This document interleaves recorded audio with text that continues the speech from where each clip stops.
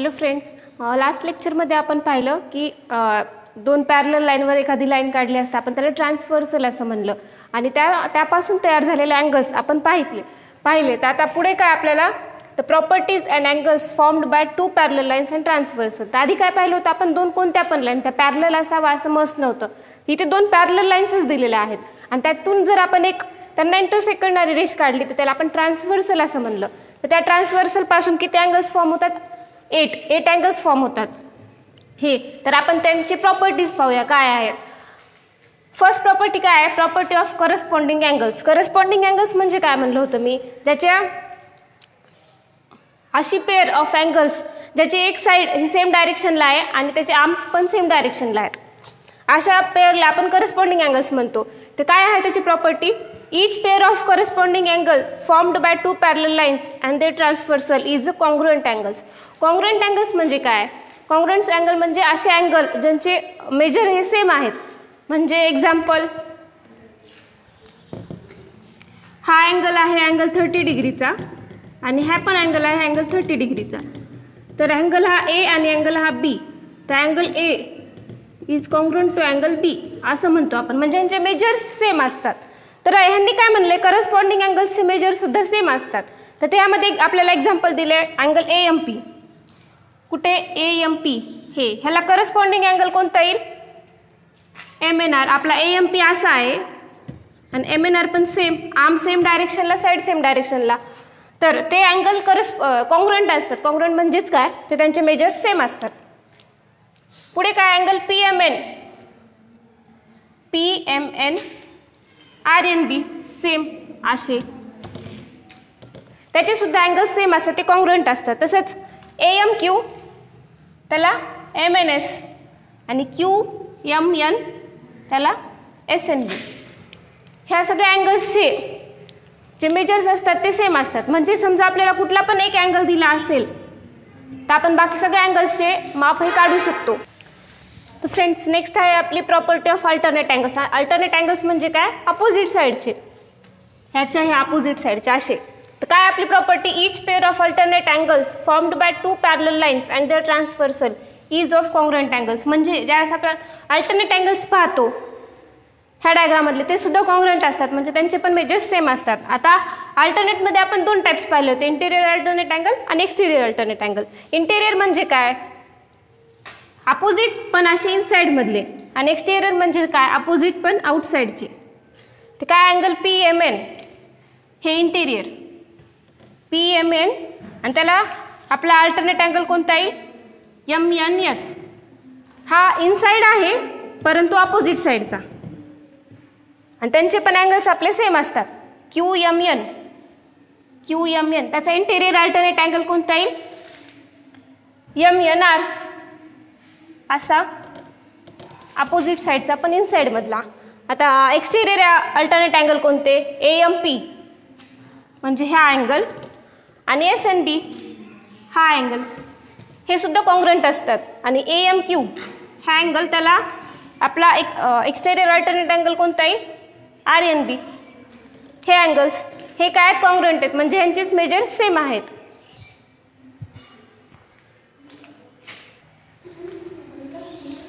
तर friends, next property काय आपली? Property of interior angles. Interior angles म्हणजे कोणते? सेम साईडचे आणि हे इनसाइड दी लाईन, म्हणजे या लाईनच्या मध्ये गिवन दिलेले अँगल्स, त्याला आपण इंटेरियर अँगल्स म्हणतो. आता काय आपली प्रॉपर्टी?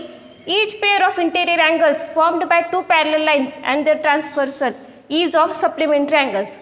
सप्लिमेंटरी अँगल्स म्हणजे काय? पेअर ऑफ म्हणजे असे अँगल्स ज्याची जर आपण सम केली टोटल तर 180 येते. म्हणजेच काय? Angle P M N plus angle M N R is equal to 180. म्हणजे अँगल पी एम एन आणि त्याला आपला इंटेरियर अँगल काय असेल?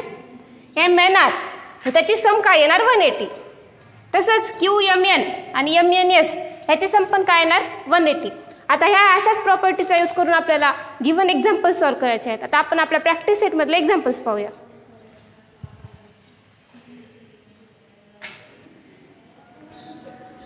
तर फ्रेंड्स, आपल्या प्रॅक्टिस सेटमधला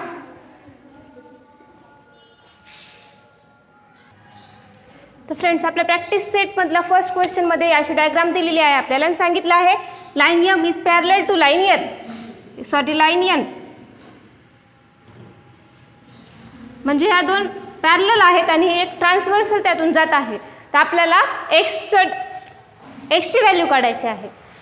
तर ज्यावेळेस तुम्ही पाहता 3x आणि x हे इंटेरियर अँगलची पेअर आहे.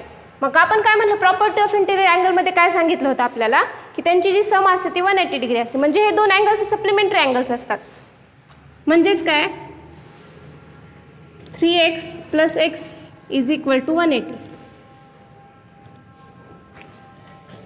तुम्ही ब्रॅकेटमध्ये लिहू शकता. त्याचं reason pair of interior angle.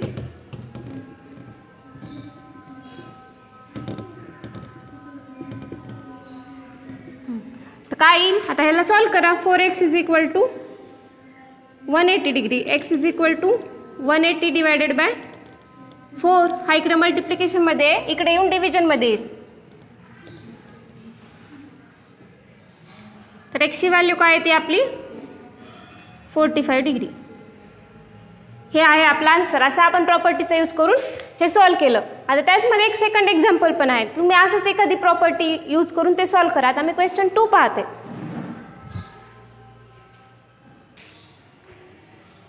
तर फ्रेंड्स, आपल्याला दुसऱ्या क्वेश्चनमध्ये काय अशी एक डायग्राम दिलेली आहे.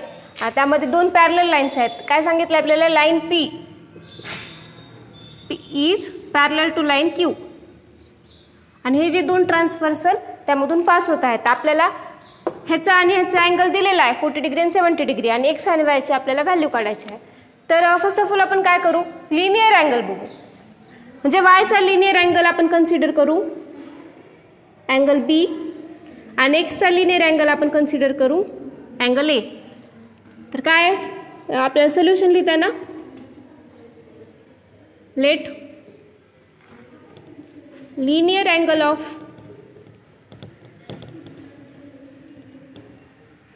angle x be angle A and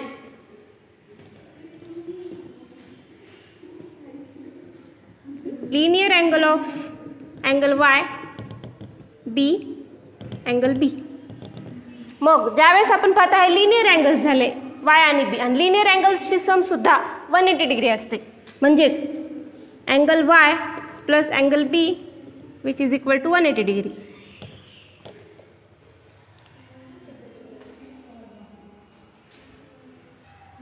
तर फ्रेंड्स, ज्यावेळेस आपण डायग्राममध्ये पाहता त्यावेळेस अँगल b आणि हे एक्सटेरियर अँगल आहेत अँगल SYP आणि आपण ह्याला नाव नाही दिले पण हा अँगल हा एक्सटेरियर अँगल आहेत. आणि आपण आपल्या प्रॉपर्टीनुसार काय सांगितलं होतं, आपण एक्सटेरियर अँगल्सचे मेजर सेम असतात. म्हणजे बी ची व्हॅल्यू कळेल अँगल बी ची 70 डिग्री. त्याचं रिझन काय, एक्सटेरियर अँगल प्रॉपर्टी.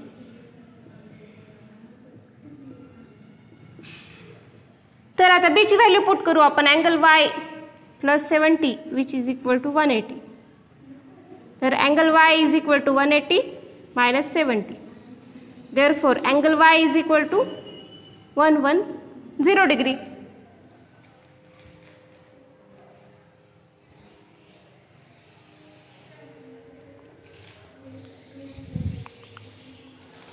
आता तसंच आता ए ची व्हॅल्यू, आता हे अँगल 40चा आणि अँगल ए एक्सटेरियर अल्टरनेट अँगल्समध्ये येतात आणि एक्सटेरियर अल्टरनेट अँगलची सुद्धा मेजर्स सेम असतात. म्हणजेच angle A is equal to काय येणार 40 डिग्री. आता ए आणि एक्स लिनियर आहेत म्हणजेच angle X plus angle A is equal to 180 degree. Linear angle property.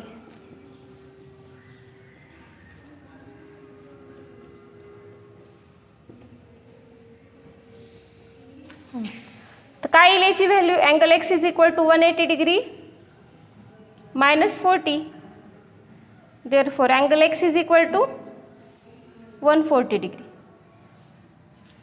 Screenshot काढून घ्या तुम्ही याचा.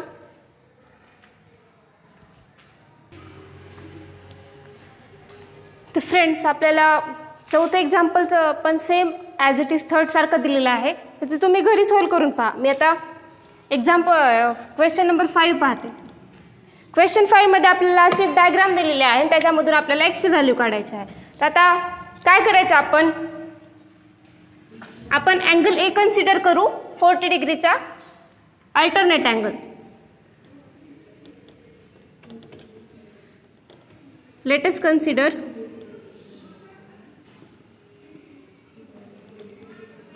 angle A is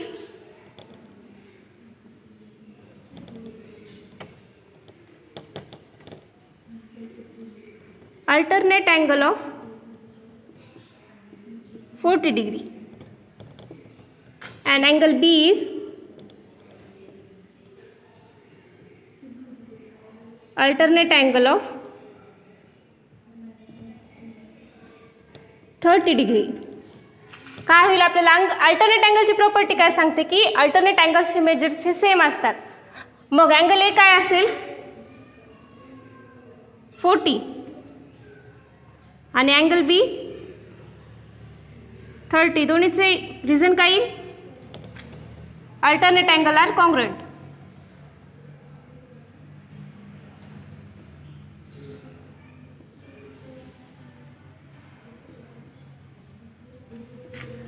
काय अँगल 40चा अल्टरनेट अँगल काय तर आपण त्या अल्टरनेट अँगल म्हणजे काय सांगितलं की त्याच्या अपोजिट म्हणजे हा एक्सचा हा पहिला पार्ट हा आहे अँगल ए आणि 30चा अल्टरनेट कोणता हा अँगल बी. तर एक्स काय आहे म्हणजे एक्स काय येईल ते पूर्ण होल आहे म्हणजेच angle X is equal to angle A plus angle B. काय होईल angle X is equal to 40 plus 30. तर angle X is equal to काय येईल 70 डिग्री.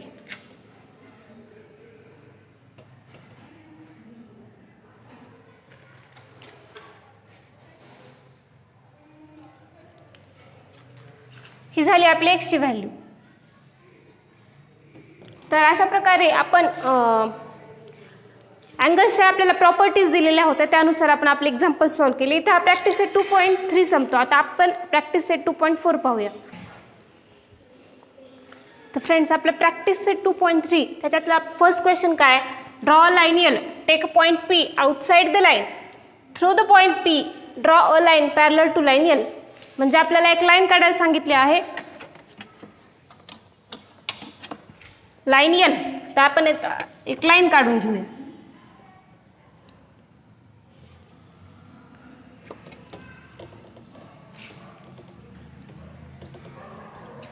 Line L. आता त्यामध्ये आपल्याला जर पॅरलल लाईन काढायची असेल तर दोन मेथड्स दिलेल्या आहेत आपल्याला.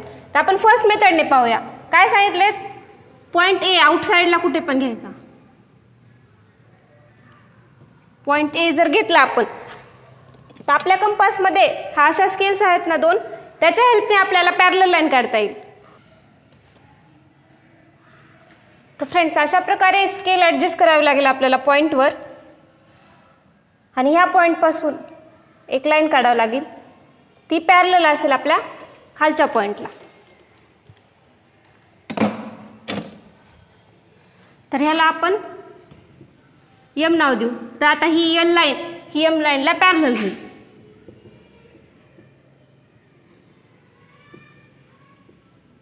ही एक मेथड झाली. आणखीन एक मेथड पाहूया आपण. ज्यावेळेस आपण एक लाईन काढली एल आणि एक पॉईंट घेतला ए तर आपल्या प्रोट्रॅक्टरच्या हेल्पने आपण 90 डिग्रीची परपेंडिक्युलर लाईन काढून घेऊ पॉईंट ए पासून.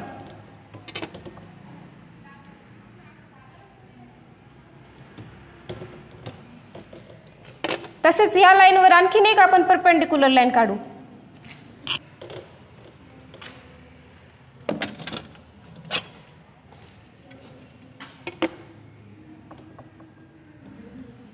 ही एक लाईन आणि ही एक लाईन.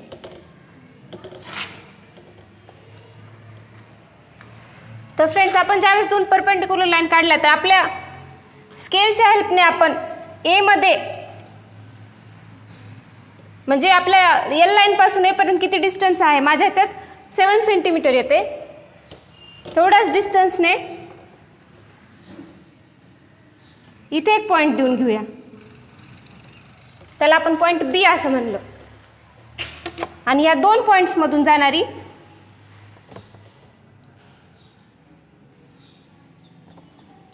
एक लाईन काढूया, ती म्हणजे लाईन एम. म्हणजे आपली लाईन एल एमला पॅरलल होईल. अशा 2 पद्धतीने तुम्ही एक लाईन दिली असता पॅरलल लाईन काढू शकता. तर आपल्या प्रॅक्टिस सेटमध्ये दुसरं एक्झाम्पल पण तसंच आहे, सेम. तुम्ही ती ड्रॉ करा. आणि थर्ड एक्झाम्पल काय दिलेलं आहे आपल्याला,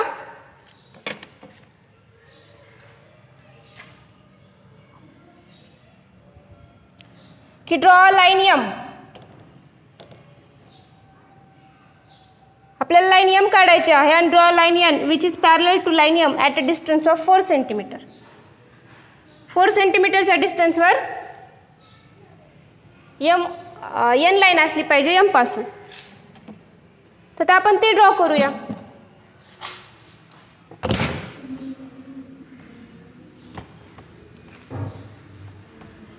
आधी आपल्याला लाईन एम काढून घ्यावं लागेल.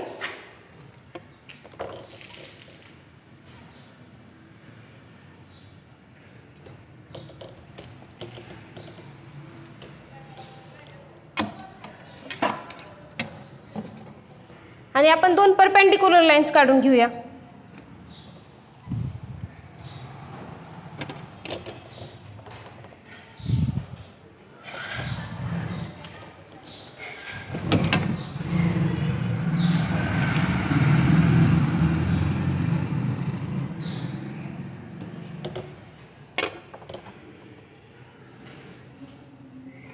आणि फ्रेंड्स, यामध्ये आपल्याला ह्या एक्झाम्पलमध्ये आपल्याला डिस्टन्स किती दिलेला आहे, 4 सेंटीमीटर.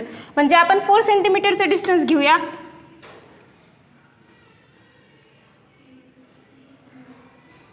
इथे येईल आपला एक पॉइंट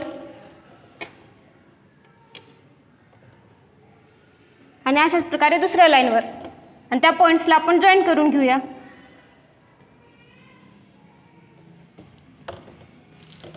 ही असेल लाईन आपली एन. ही किती डिस्टन्सची, 4 सेंटीमीटरची. तर अशा प्रकारे आपण पॅरलल लाईन्स ड्रॉ करू शकतो.